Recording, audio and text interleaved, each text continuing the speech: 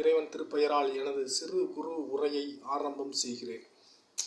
Sex, அதாவது உடல் உறவு. கணவன் மனைவி உடல் உறவு வைத்துக் கொண்டால் அது நல்ல முறையில் உடல் உறவு. அதை இறைவன் ஏற்றுக்கொள்கிறான், இந்த உலகம் ஏற்றுக்கொள்ளும். கணவன் மனைவி இல்லாத மனிதர்கள் உடல் உறவு வைத்துக் கொண்டால் அது கள்ள தொடர்பு. அது எப்படி சொல்வது, அது விபச்சாரம் தான். விபச்சாரம் தான். அதனால் செக்ஸுங்கிறது குழந்தை பெறுவதற்காக தான் அந்த செக்ஸு, அந்த உடல் உறவு. அதான் வாழ்க்கை கிடையாது.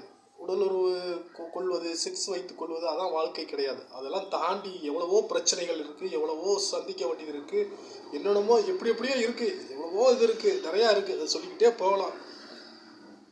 வாழ்க்கையில் எவ்வளவோ குளறுபடிகள் வரும், எவ்வளவோ பிரச்சனைகள் வரும், எல்லாத்தையும் சமாளித்து எல்லாத்தையும் போகணும். அதான் வாழ்க்கை. எந்த நேரமும் அந்த ஈடுபாடுலேயே இருக்கவே கூடாது. செக்ஸ் ஈடுபாடுகளே இருக்கக்கூடாது. செக்ஸை பற்றி பேசுபவன் செக்ஸ் அவனிடம் இருக்காது. அதை இதயத்தில் வைத்து கொள்வனிடம் அது நன்றாக இருக்கும், அது தெளிவாக இருக்கும். அது யாரிடம் வைத்துக் கொள்ள வேண்டும், எவரிடம் வைத்துக் கொள்ளக்கூடாது என்பது அவனுக்கு நன்றாக புரியும்.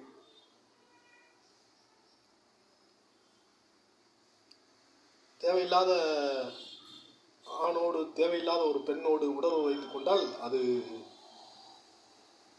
என்ன சொல்வது, அதுதான் அது விபச்சாரம். கணவன் மனைவி வைத்துக் கொள்வதுதான் தாம்பத்திய உறவு, உடல் உறவு. அதனால் எந்த நேரமும் எந்த ஒரு மனிதனும் அந்த செக்ஸை பற்றியே நினச்சிக்கிட்டே இருக்காதீங்க. வேறு வேலை இருந்தால் பாருங்கள், வேறு வேலையை பாருங்கள், கவனத்தை வேறு பக்கம் செலுத்துங்க. எல்லா ஆம்பளைகளுக்கும் எல்லா பொம்பளையும் இருக்கத்தான் செய்யும். அதை மனசுக்குள்ளே தான் வச்சுக்கிறோம்னு முடிச்சு அதை வெளிப்படுத்தக்கூடாது. அது நல்லா இருக்காது. அது ஒழுக்கமில்லாத செயல். வெளிப்படுத்தினா அது ஒழுக்கமில்லாத செயல். ஒழுக்கத்துடன் வாழ இவ்வுலகில் நாம் பழகிக்கொள்ள வேண்டும்.